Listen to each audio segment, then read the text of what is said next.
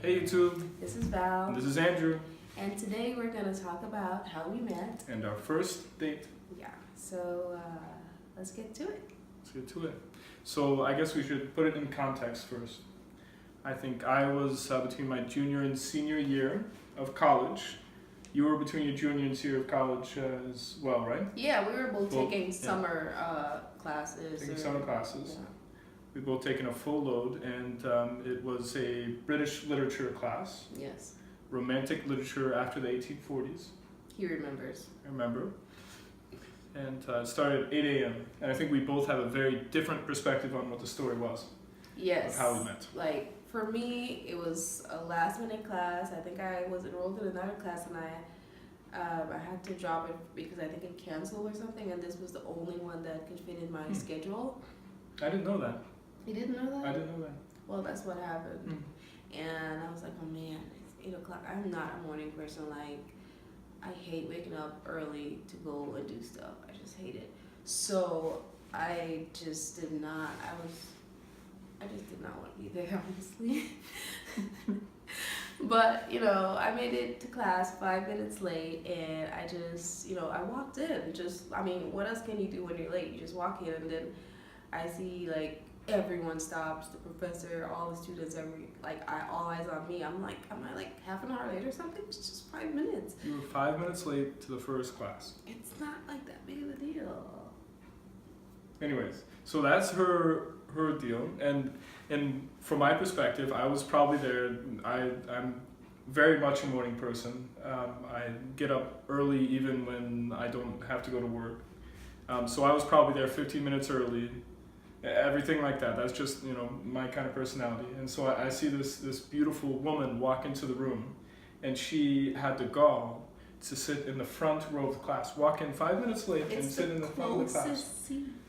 And she turned around and she smiled to the entire class. And when I saw that smile, a little part of me just melted a little bit inside. Meanwhile, I'm just thinking, just try to be as, cheery as possible to kind of offset the fact that I'm late. And I'm going, act casual. Don't let her know that you like her.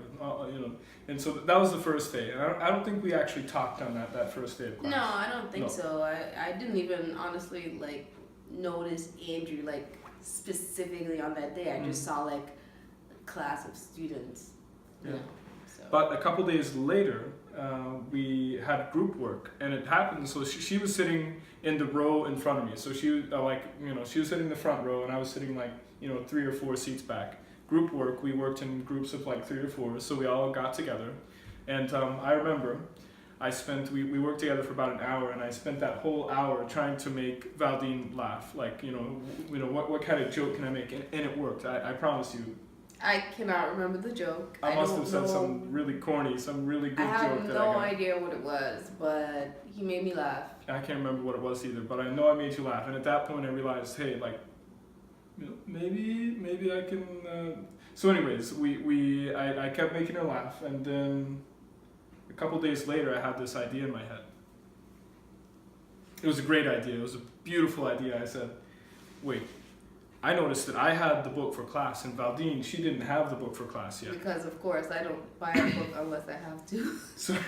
So I was thinking, hey.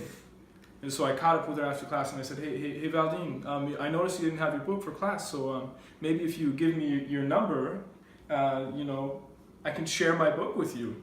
And she gave me her number, and I went home and I had the number in my phone. I thought, I was so clever, right? I'm like, it's so obvious why you asked me. So I got home that night and I was like, that must have been so obvious what I just did. Yeah.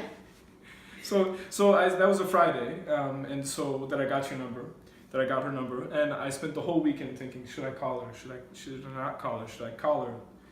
And I went back and forth, and what I decided was this. I decided I didn't want to start my relationship, my potential relationship at that point, on sort of fallacy of pretending that I was going to share a book with her. So I decided I was going to, step up to the plate.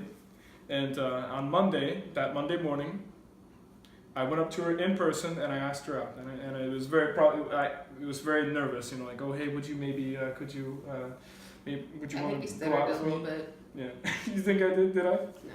No. Oh. So she said yes, and we made plans to go out on that Friday. And I was like, I was intrigued. I was like, hey, why not? You know? Mm.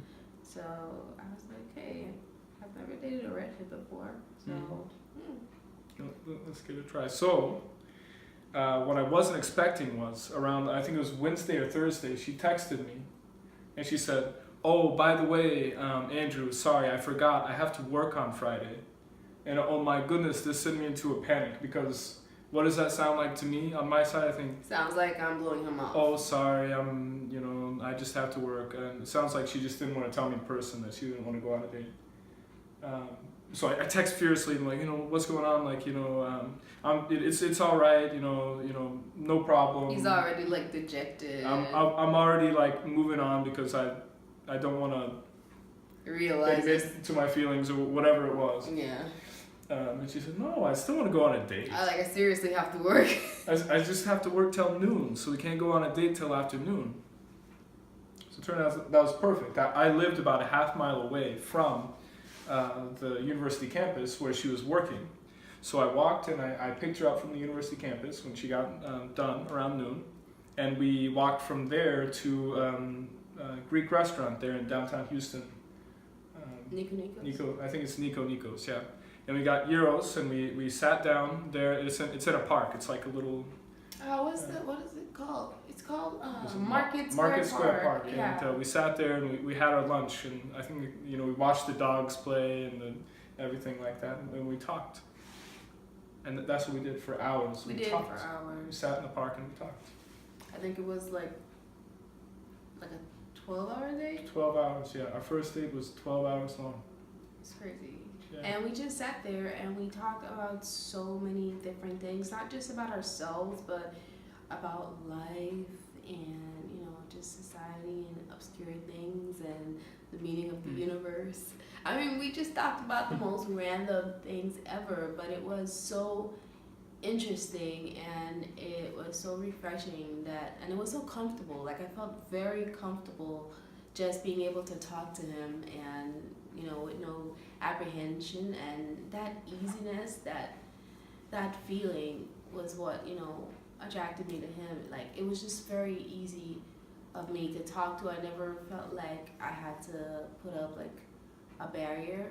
And for me, that has existed with me, like when I'm trying to connect with other people, but with him it never existed. So that was a huge indicator for me that, hey, I might like this guy. This might be able to go somewhere. So that was nice. I have to say that feeling was mutual. I think it had to be for us to sit there and talk. I think we sat in the park for like 3 or 4 hours, and then we walked to the aquarium from there. The aquarium is like maybe another half mile from the park, and we walked to the aquarium. And I think we were both extremely broke at that point. Yeah, student workers. Student workers. I had like I was the tutor, and I she think was I had working in the gym. I had like 2 or 3 jobs and odd jobs in college or something. And I had saved money, and I had taken Valdine out for lunch, and I paid for lunch, and I'd saved up for that.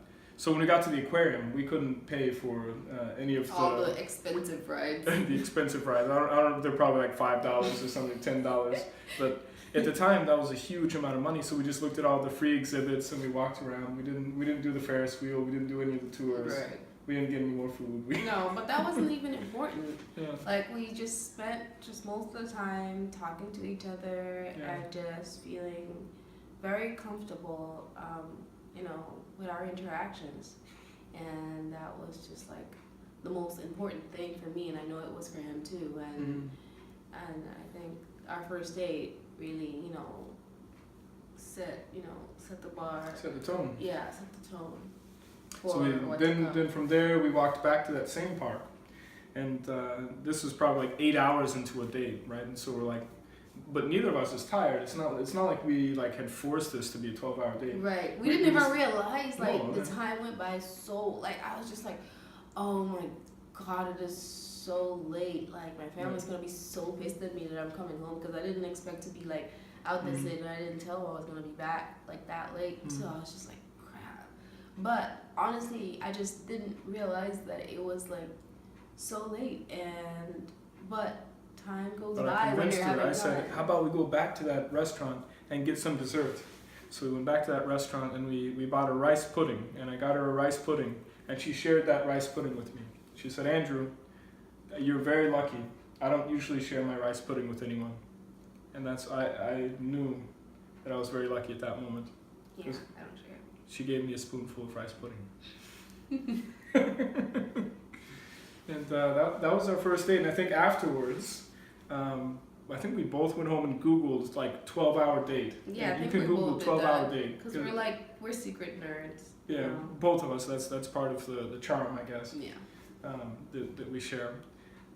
And if you Google 12-hour date or long dates, it turns out people who have long dates like that tend to be in long-term relationships. Right. And I guess that makes sense. Yeah, I mean, we're here, You so sort of have to get along, right? it's been a long while. Since, The proof is in the pudding. In Yeah. this case, the rice pudding. exactly. Corny jokes. Corny jokes. Ha, ha, ha.